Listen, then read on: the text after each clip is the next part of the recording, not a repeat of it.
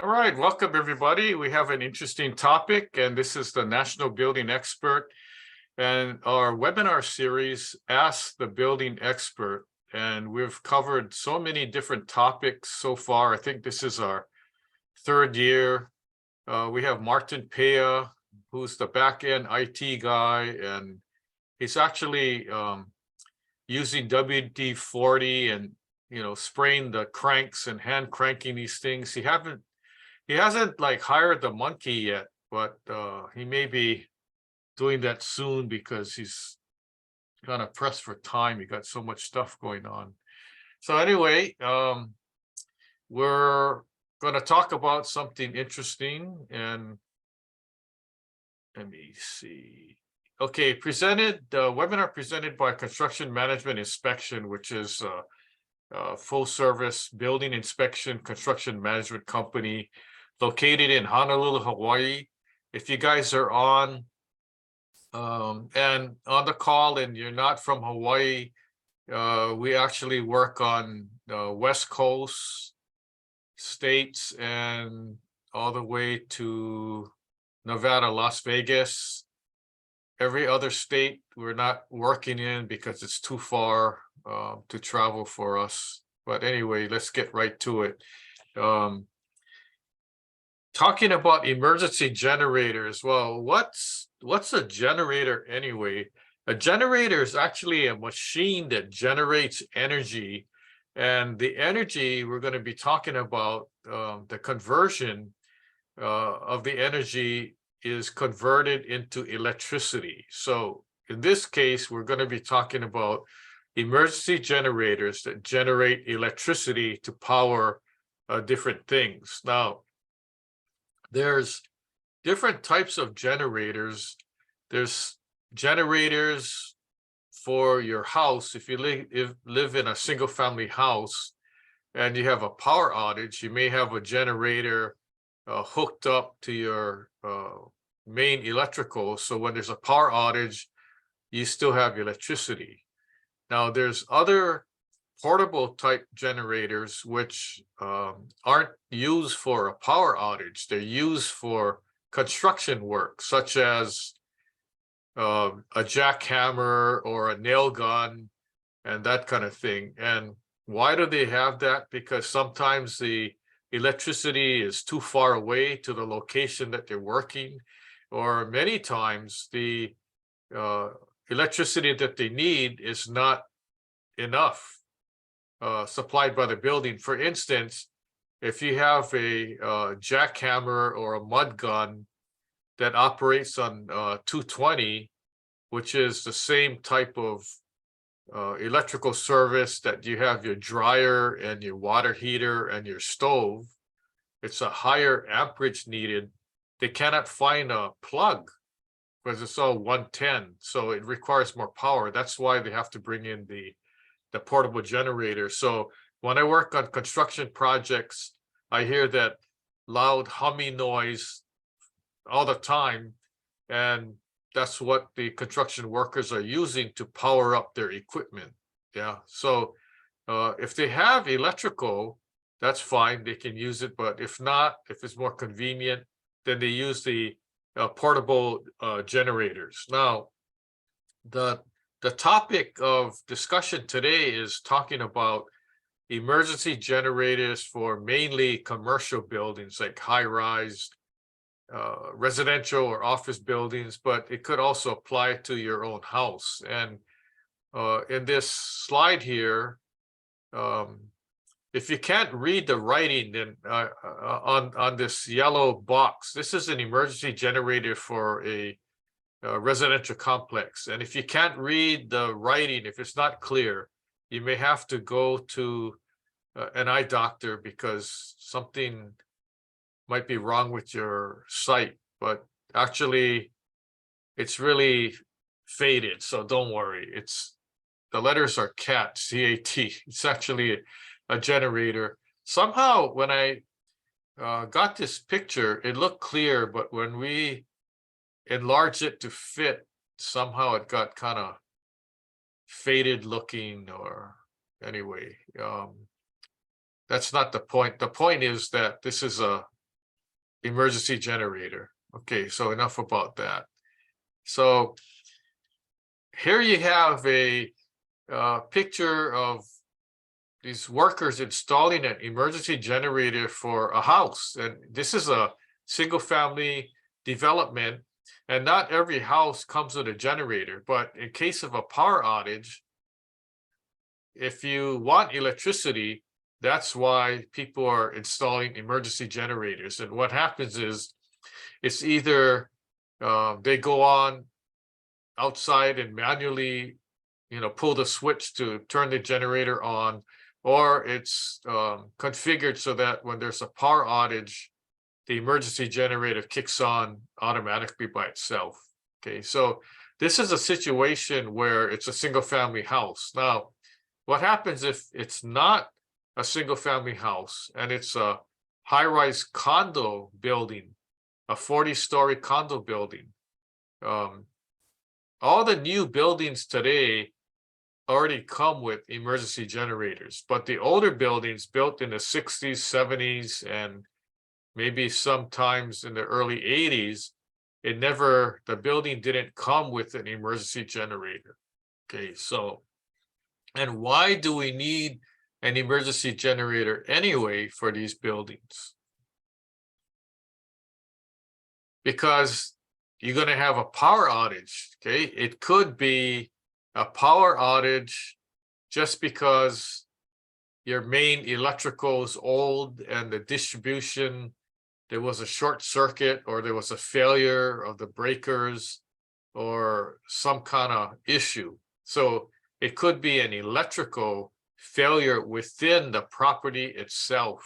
Okay, the other reason is, remember when there's hurricanes or big storms and we have power outages and all the power goes out in certain areas? In some cases, the whole state may be without power. That's the situation where an emergency generator is very helpful. Okay, so mainly when you have a huge storm that knocks out the grid, the power to the grid, and all these buildings in Waikiki, Kaka'ako, Makiki, Makali, Mo'iliili, and if you're tuning in from other cities or other states, it could be wherever you live and work, and you have high-rise buildings, and those buildings do not have emergency generators. Guess what? Now everything's dark. Okay, during the day, you can see, but what happens if the power goes out and it's at night? Okay, and in a building, high-rise building that does not have a generator, if you look at the components in the building that you need electricity for, that's the ones that are going to be all not in service. For instance, your elevators, your escalators. If you have, you don't have backup batteries for your emergency stairway lighting, okay, all that is going to be dark, right? So it's critical that you have an emergency generator. The other thing is you could have elderly people or handicapped people or people that live in the building that need some kind of power. They're on oxygen or they need power for other purposes. Okay, so you may not be able to cook, but in an emergency, that's really not the number one priority. The number one priority is trying to figure out what's happening, right, if you're in the dark. Okay, why does every building need an emergency generator? Okay, I talked about emergency exit lighting. If the lighting in an old building is not equipped with backup batteries, if the power goes out, guess what? The lights don't go on. Okay, you don't have any lights in your hallway. How can you see? You don't have any lights in the exit, the signage. So if it's dark, how do you know like where to go to get out of the building if you need to get out? There's no lights, there's no exit signs that are lit up to say lighting.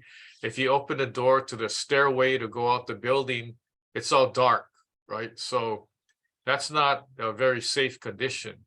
The other thing is your elevators do not work. What happens if you have to get up and down the building? You're stuck. Why are you stuck? Because there's no power to the building because the building never had an emergency generator. Okay. And then water pumps. Now, the photo shows a standalone pump. Now, most buildings that are high-rise buildings, well, I would say all of them have a booster pump system that operates on electricity. Okay, and because the building's so high, the booster pump actually pumps the water up to the top of the floors. Okay, now when there's no electricity, the pump doesn't work. So now no one gets water, right? What about these buildings that have basements? And in the basement, you have a parking area. And you have a hurricane or a major storm, and you're below grade, and now your basement gets flooded. Okay, that's why you have a water pump connected.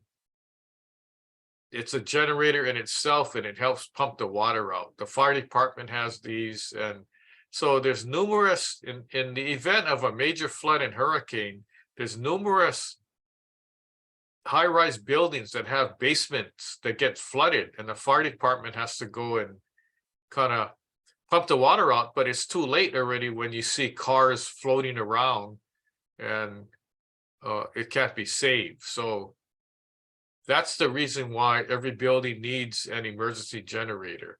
There's other uses for the generator, and the cost is not cheap. That's why older buildings that do not have one don't want to put one in, maybe because they don't want to spend $150,000 or more designing and buying the generator and having a contractor install it. Okay, but for emergency purposes, I would say that every building needs one. Now, let's talk about a shopping center or office building. Okay, like a hospital, for instance, a medical center, they all have emergency generators to some degree, at least to power lighting. And in a high-rise building, let's say you have 3 elevators. Well, your generator's not going to be sized enough to power all 3 elevators. All you need is one, right, to go up and down. So in that case, the generator is sized so that only the key elements are needed, such as one elevator, all your exit lighting, all your life safety lighting, those kind of things. Anything that has to do with electrical, that is a life safety component, those are all connected to the emergency generator. So not everything. So if a high-rise building has an emergency generator, it doesn't mean that if you live in one of the units now, everything in your unit works. Okay, for the most part, everything is not going to work. Okay, it's mainly the common areas of the building, such as you have a pump system for your fire sprinkler system. Well, that needs to be working, right? That can't be shut off if there's a power outage, because what happens if there's a fire in the building and there's a power outage, right? Now your sprinkler system doesn't work. That's why there's a backup system. Okay, so all these things need to be thought about and kind of fit into the design of the generator. So you design the generator accordingly. If you have a small generator for a high-rise building and it only powers one elevator and nothing else, that's not enough. You want to size it. So usually the engineer would say, well, what do you need working here? Now the new buildings already are designed, to power certain things. The older buildings are the ones that we're concerned about, because what do you need power? Do you need at least one elevator, and you need all your lighting and anything that has to do with life safety, such as Um, if your emergency doors are connected to the electrical system, those have to be working too, right? So the design of an emergency generator is a key element. Okay, and then also the location.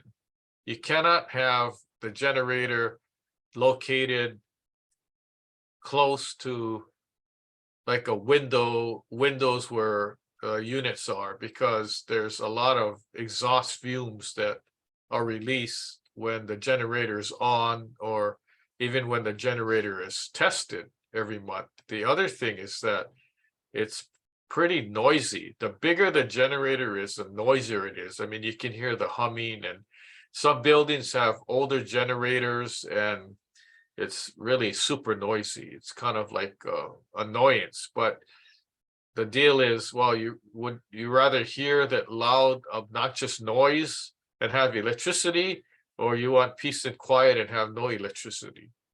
So the design is very important. Also, the maintenance instructions. Okay, so here's a picture of a high-rise building, and this building has a generator, emergency generator. Can you imagine if a building of this size never had a generator? And a lot of buildings of this size do not have emergency generators because they were built in the 70s and it didn't call for one. But then wouldn't you think that if you're on the condo board or the property management company, that you would say, hey, I think we need an emergency generator because, you know, there's concern over the safety issue. And a lot of times, because it's a money issue, the boards do not agree that they want the generator, but there's, you know, a lot of factors, positive factors, as I mentioned, to warrant getting the generator installed and using it. Now, the maintenance instructions are very important because I've seen buildings that have a generator, but they don't test it. And then when there's an emergency, the thing doesn't work. Okay, why it doesn't work? Well, because maybe some parts got corroded. I've had one situation where they didn't have any fuel in it. Well, they had some fuel, but within an hour, the generator died, and everyone wondered what happened. And everyone was happy when all the lights went on, and then in an hour later, the lights went off, and they're like, "Oh, what happened here?" And then come to find out, it ran out of fuel. It was diesel, and so the correct maintenance is you have to test it every month and run it for 10, 15 minutes or however the manufacturer says. And every month you do that so that if there is an emergency, you know that that generator is going to be working. But here's the key. Every time you run it and you test it, it uses some fuel, right? So in this building, they kept testing it every month. You know, they did a good job testing it, but no one ever refueled it. Okay, so part of the maintenance is every time you test it, you have to top it off. You have to fill it with diesel or gas or whatever is being used.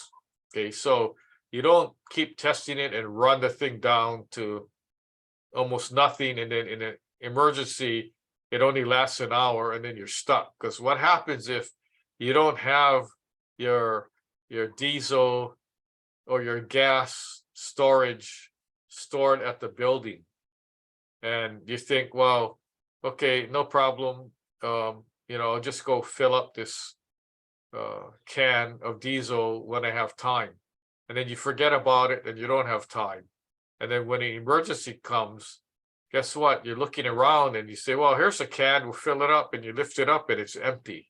Oh, okay, I guess we forgot. And good luck during a storm, a hurricane, trying to go find a place to fill up your gas can or your diesel. A lot of these stations may be closed. Okay, so you have to be prepared. So you're always going to have extra fuel on standby. Plus your generator fuel tank should be full at all times. And that's what's called topping off. It's like driving your car around and you use up most of the gas and you go, I'll fill up later, and it's Friday. And then you forgot that you had to go to a party or someplace on the weekend, and then here you are with a car with no gas. Okay, so the idea is you want to top it off, and I always fill up when my car gas tank gets down to quarter tank. I fill up already. I don't wait because of the nature of business that I do too. I could get a call and I got to drive somewhere and I can't be driving around on a quarter tank of gas or less. Okay, so as a purpose for me, I just make sure that my tank is full or nearly full almost all the time. So for a generator, that should be the case too. So what do you do if your building needs a generator? Okay, you call in a consultant that can help you figure out what components, building components you need power for in case of an emergency, such as stairway lighting and elevators. Believe it or not, there's buildings today that do not have backup batteries for their emergency lighting and any backup for their elevators. High-rise building. Can you imagine a high-rise building, 17 stories, 20 stories, 25 stories? There's no emergency generator. So you might ask, well, what happens if there's a power outage? The answer is what happens is you can't use your elevators.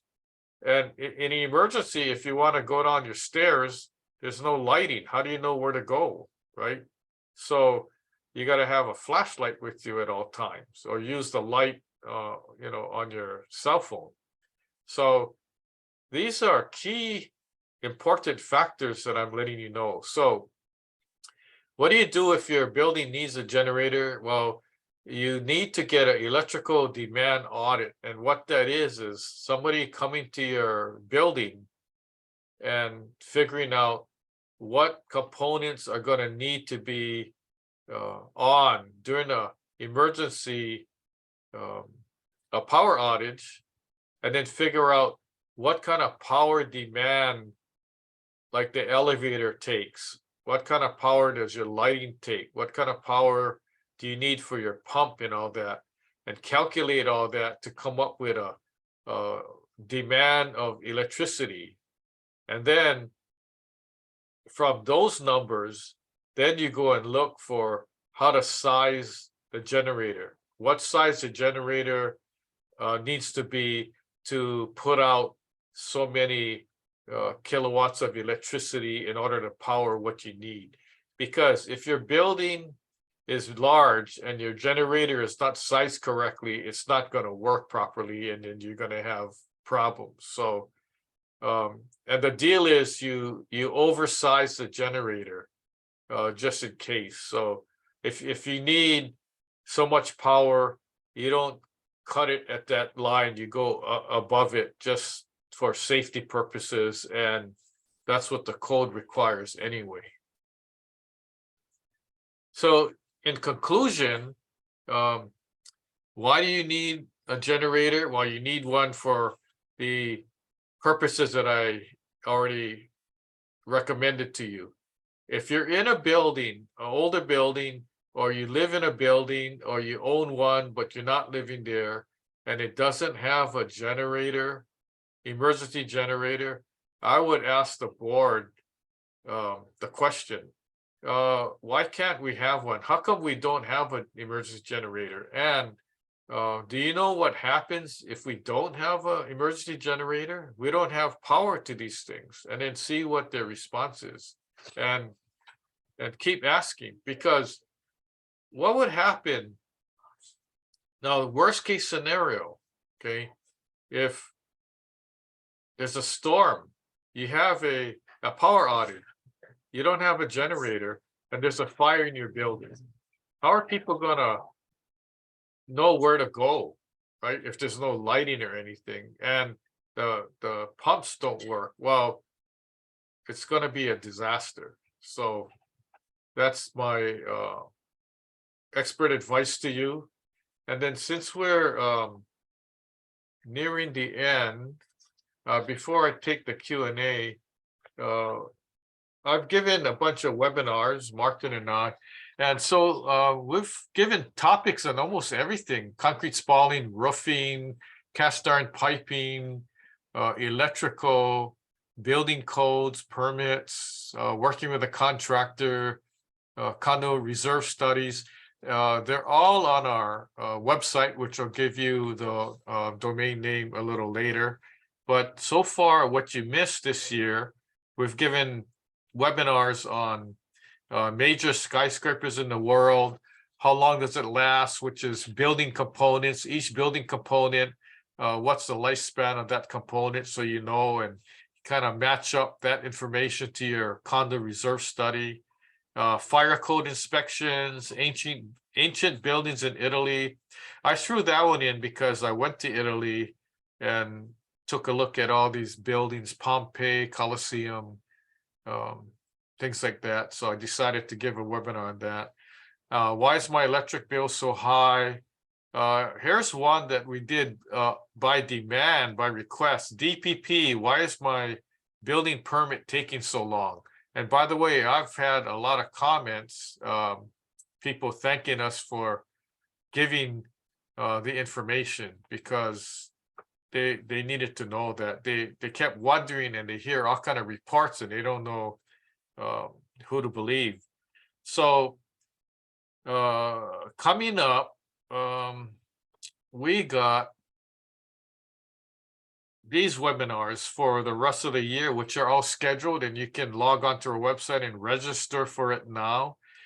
Climate change and global warming, real or fake news. I'll be talking about some properties that are on the North Shore and other areas, not only in Hawaii, but in California, other areas around the world that have suffered from coastal erosion and also cliffside, hillside erosion. And then got some condo topics, condo board errors. And then the next webinar is condo lawsuits. There's trouble in paradise. And then we talk about construction, 7 stages of construction, 14 types of building structure components. And then we go back to Hawaii, and I have a webinar, Aloha Stadium from Rust to Dust. That's going to be interesting. And then we're talking about shifting gears that has to do with real estate development and construction. And the topic is the real estate development process. And next we have water damage, flood remediation. And that would be good for people to know if you have a flood in your unit or in your house, or what to do, what things not to do and what things to do, working with a contractor. And then we have construction defect litigation cases. Renovation is no vacation. If you're going to renovate your house or your condo, I'm giving you some tips on what to do and what not to do. Then shifting gears from construction, I'm talking about real estate. And this is a webinar on real estate seller disclosure. And then after that is the International Residential Code. And then after that is cliff dwelling construction. I'll be talking about buildings that are built on a cliff. Like, who wants to live on a cliff? Well, some people do. And then the next topic is the rail, the big, bad, and ugly. And then after that, Red Hill, the big Navy blunder.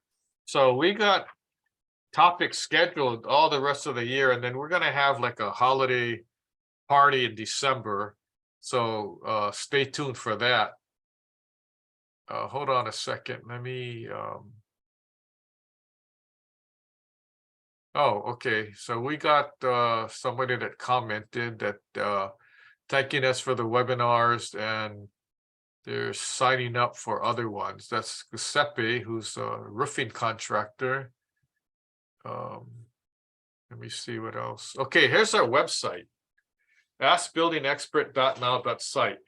I'm amazed. Martin and I are kind of amazed at how much information is on this website, and we're not tooting our own horn here. We just, like, over the years put more and more stuff on. Like, we put every single video of our webinar on our website. We have publications, free books. We have our PowerPoint takeaway, a lot of other stuff. You can see the videos of my news reports when I was interviewed on the news. So we got videos on there, but we just have our latest book that we put up called How Safe Is Your Building, and you can get that free, a free download. And then also we haven't put this up yet, but we just started it. We have a free a book club. So you can join our book club and get a free ebook, which is a PDF of a book every single month, emailed to you, absolutely free. That same book is available on Amazon for $14.95. But if you're like me, Chinese, like save money, like, get free stuff, okay, then subscribe to our book club. And once we have your name and your email, then you automatically get a free book. So the book for last month was How Safe Is Your Building. The book for this month is Concrete Spalling Repair Guide or something like that. I don't know, I kind of forget. But anyway, that's going to be out soon. If you need information about the book club, let us know. We're going to be putting in sign up information on our website soon. So email lanceluke@hawaiibuildingexpert.com, phone number 808-422-2132. Why do I leave my number here? Because I'm open to talking story or you emailing me if you have questions. And it doesn't matter if you're in Hawaii, in California, in Italy, Japan. I'm open because we're here to help. We're here to help the building, real estate, and construction community. That's why we do these webinars. We want to educate as many people as we can, because it has to do with maintaining your building, and it has to do with health and safety. And it doesn't matter if it's a residential building, apartment, condo, office building, shopping center, golf course, hotel, wherever. Okay, we're just here to help. So if you have questions, I got the answers. If I don't have the answer, I'll point you to the right direction, or I'll tell you, I don't really know the answer. Let me find out and get back to you. I have sources all over the world that I reach out to and network with. So want to, at this time, open it up to questions, see if we have any questions either on our Zoom platform or on Facebook. So Martin, are you around? Yes, Lance, I'm around. Can you hear me? Okay, good. Okay. Yeah. Okay, well, we had a few questions. I guess you caught one on or some comments on the Q&A, yeah? So Yeah. let me address the ones that have come on other sources here. First one is this looks like general comments, or not comments, but general questions. What are the key benefits of having an emergency generator for your home or business? I guess following up on your commercial. Okay. So in a condo, if you live in a high-rise condo or low-rise condo, you cannot have your own generator, right? That's not allowed. Even on a townhouse, it's probably not allowed either, but check with your house rules or your condo manager. Now, on a single family house, like you're living in a subdivision or on acreage or whatever, the benefits of having an emergency generator is when there's a power outage, you're still going to have power. You're able to see the lights are on.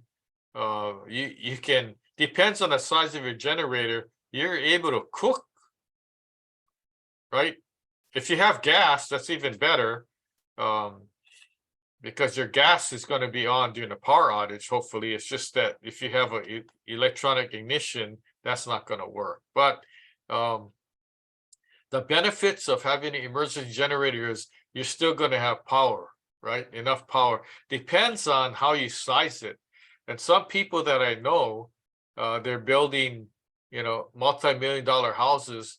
They bring in a generator and they install it. And when there's a power outage, guess what? That generator kicks on and their whole house has power. It's like there was never a power outage, but they can do that. Now, if you can't afford that size of a generator, you get one mainly to operate.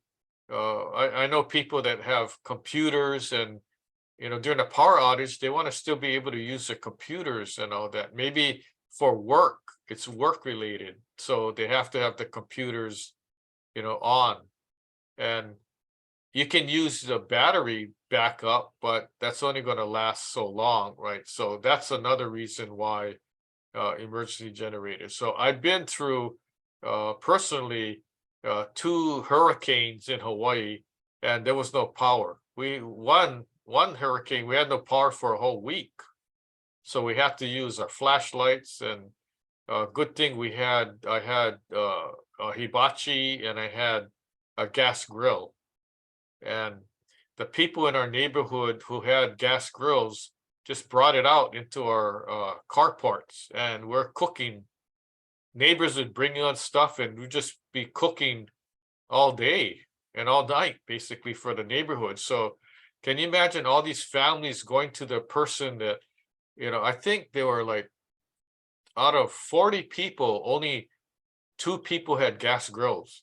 So you had 20 families cleaning out their freezers and refrigerators and giving you food to cook, chicken, steak, lobster tail, whatever.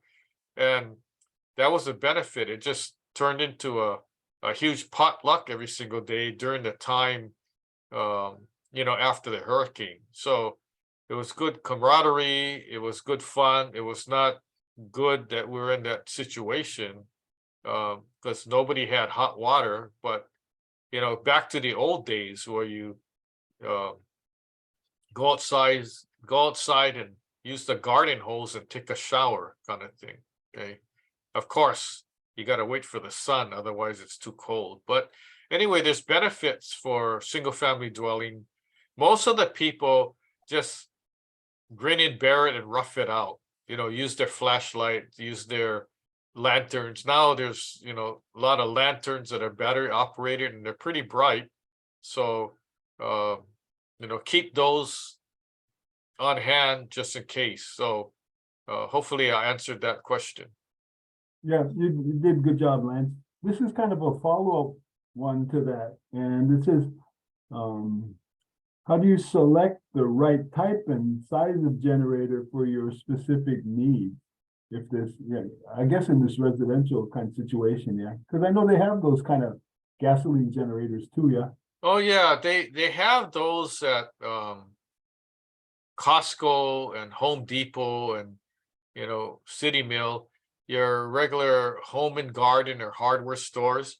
And those are, I mean, be careful because those generators that they sell are mainly for power tools. There's 2 types. One for power tools and powering equipment and all that you need for construction or for your house. And then there's the other generators that would power your house in case of a power outage. So be sure you specify the right one because it's different. Yeah. So you need to talk to the people that are selling it. You need to do your research first and kind of see how much power you need and what kind of fuel it takes, right? If it runs on gas, yeah, most of them do. If it runs on diesel, you got to make sure that you have diesel around, in storage. If it's only for emergency, remember you're going to be storing the fuel, the gas or diesel,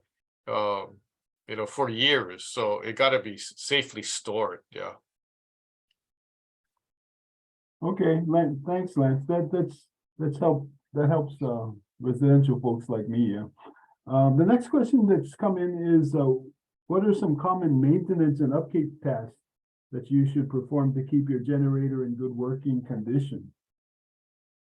Well, the first thing you do is when you buy the generator, you read the instruction manual, and there's different sections in the manual. And I'm not talking about the different languages, because there's English and then there's Spanish and then there's other languages, right? I'm talking about how to operate the generator, what to do, how to turn the thing on, what do you need to do, and that's how to operate it. And then there's a second set of instructions how to maintain the generator. Okay, it tells you where to store it, what to do, how often to test it out, and all that. So if you don't follow the maintenance instructions, it might not last that long. Okay, and you don't want to do anything wrong so that it doesn't work or it breaks down. So this is pretty typical. How many people buy a new car and they read their maintenance manual? You buy a car or you buy anything, any kind of device, and how many people actually spend the time and read how to maintain this certain product that you bought? Not many people do. Okay, so that's something that should be done. You're going to spend money buying the equipment, why not maintain it, store it properly? I've seen some generators that people bought and the thing's left out because they didn't have room for it, and they left it out in their lanai, and when there's rain, Kona wind, the thing gets wet and it's like 3 years old and it's all rusted already. Well, is that going to really work? We don't know. Okay, so it's good to maintain and keep your equipment properly maintained and safe so it lasts longer. You maintain it, the longer it's going to last. Thanks, Lance. That's a good answer. Yeah, and you're right. The maintenance is the often overlooked part of buying it, all kind of stuff. Yeah. Now we have one more question. Then I had one for you. Is what are some important safety considerations to keep in mind when using an emergency generator during power outages? Okay, that's something that's going to be in the instruction manual too. And here's some things to consider.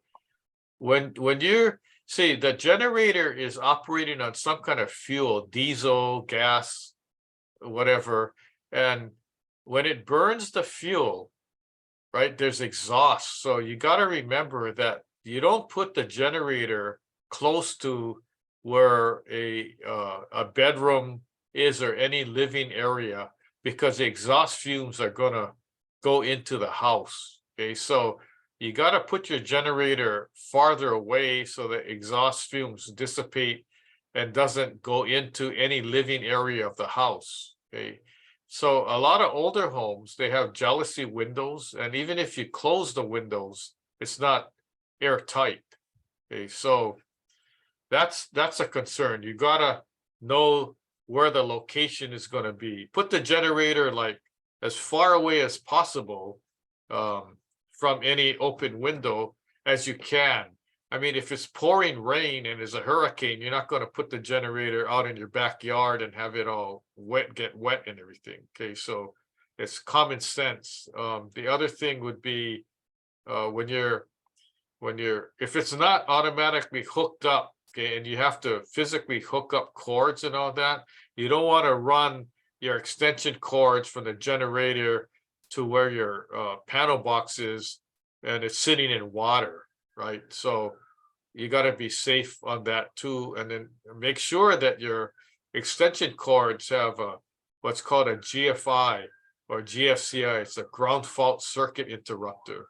Okay, so either your extension cord or your plug-in box, and all construction sites have that GFI protection. That's actually an OSHA requirement. So you want to be sure you follow all those rules, because what happens is you run your generator, you have an extension cord. If it's not protected by shock hazard, you can get shocked from that, especially if it's sitting in water. And you know what happens is when there's a major storm and a power outage, people are like rushing around. They're not cognizant of like, oh, we gotta make sure that the exhaust doesn't get in the house, or make sure that the extension cord is not sitting in water or kinked up and things like that. People are rushing around and they're not really cognizant or aware of these things. So it's good to be aware. It's also good to do a dry run. Okay, so you could like a fire escape.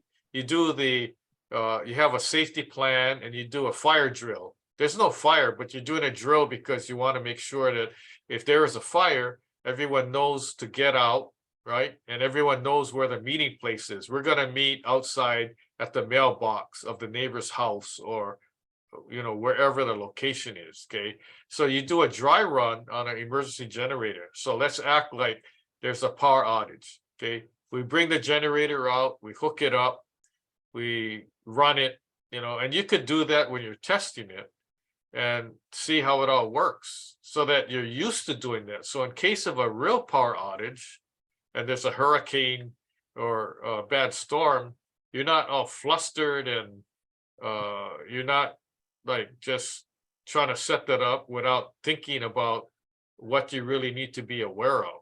Okay, so the more times you do a test run, it's going to be pretty much automatic when there's a real emergency. Okay, so that's just some words of advice there. Good advice, Lance. You even had some comments in our discussion here to keep that generator downwind if possible. So one of your participants had some comments on that. Yeah, so that's good. And I don't see any other questions on our other platforms or on Zoom here, but I did want to ask one. I have one, and this is kind of related to what's happening with renewable energy.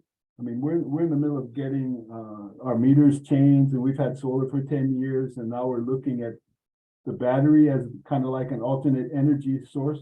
So what are your thoughts on that? The battery backups as a energy storage source for residents in my case, but do they have such things for commercial buildings and those kind of stuff? Yeah, they do, but it hasn't really taken off because of the power that's needed. See, so for a single family house, it started off with the photovoltaic, the PV, right, to generate power. And then later on, they realized that when there's no sun, and it equates to no power. So they came up with a battery backup so that it stores the energy that the panels make. And then on days where it's not sunny and the panels do not generate any electricity, you have the electricity in the backup batteries. So that's the concept. Now, this is not anything to do with emergency generator, but the idea is you have enough power, and once your batteries get full, then the excess power gets thrown back to the grid. So if you have some arrangement that you make with the utility company, they would buy back the electricity from you that you generate. Okay, but it's only been maybe 10 years where they have developed the batteries that are any good. In the beginning, when the batteries came out, oh, here's backup batteries. This is a good idea. Okay, and you get sold, and then what happens is the batteries only last 1 or 2 years. Okay, it doesn't last. It just gets corroded. The batteries are made in China or other areas, and the way that the batteries are made, it's not conducive to the climate that we have here in Hawaii, where we have very corrosive air. There's a lot of salt in the air, and it just starts eating up the paint enamel and the metal. And the cheaper batteries, it didn't store that much, and it couldn't maintain it. It would lose energy, and so it was just not worth it. And now they're coming up with better batteries that will last longer. So the idea is, like, remember the cell phones? They had those lithium batteries. You keep charging it. Eventually, you can't even charge it anymore, and it only lasts like 2 hours. And then, what I had to do was just buy a new phone, right? Because every day I would charge my phone, and it wouldn't last that long. Right after lunch, my phone's dead. And I'm like, what's going on with this? Oh, your battery. Well, change it. Oh, we can't, because we can't get into your phone, kind of thing. Right. So anyway, that's the idea. So with technology today, I think it's a good idea. It's happening now. So like with any technology, even with solar, they got now solar shingles for your house, and they're developing solar windows and then solar siding. So the windows and siding are interesting, because when the sun hits the side of your house where the windows are and where your siding is, it's actually generating electricity too that you can use. So who knows, with technology it might be possible. Right now it's still kind of new. The shingles have been around for a long time. The issue is that once you install it on your roof, you can't go walking on your roof and stuff. So right. And then there's issues with safety, with because it's all energized. So what happens if there's a house fire? The firemen aren't going on top of your roof, because it's like walking on electricity, right? So there got to be some way for them to shut the power off. But you shut the power off, it's like if you have a photovoltaic panel, if you shut the power off, your panel is still hot. It's still connected because it's absorbing the heat from the sun. So even with the power off, those panels are still hot. And, when you touch it, you can get burnt. So anyway, hopefully that's a long-winded answer to your question. It's a good answer, and you're right. I mean, with the EVs now, battery technology is the big deal, yeah. And so that's why I'm looking at them too, yeah, just because of needing to store for when we get those emergencies. Luckily, we haven't had that much like we used to in the past, where the power would go out for days, like you mentioned, or weeks and stuff. We haven't had those kind of days for a while, yeah. Well, I'm used to it. Well, we're used to it. I'm used to it because I used to be a Boy Scout leader. So we used to go camping for weeks on end with no electricity, no nothing, right? So to me, it's like, okay, another one of those things. So as long as I can cook and eat, I'm good. But the other thing regarding the batteries is these EV cars, right? They got to come up with batteries that last longer. So you're able to charge it up and you can drive all around, for days without having to recharge it. But they haven't come up with that yet. You got to keep charging. And then the thing is, like, there's a shortage of charging stations, and then you really got to know, okay, I have half a charge now. Can I make it from my house to here and there without like running out? So that's why the hybrid, right? Right, So yeah. I don't think the technology is there yet. To me, it's a kind of a hassle. Like for me, if I decided to buy an electric vehicle, I got to be able to drive it around for a week without charging. I'm not going to take my time like every other day charging the thing. It's just Yeah. unless, right, okay, right. unless I put an EV charger in my garage and I just charge my car when I want to, not looking around for some charging station.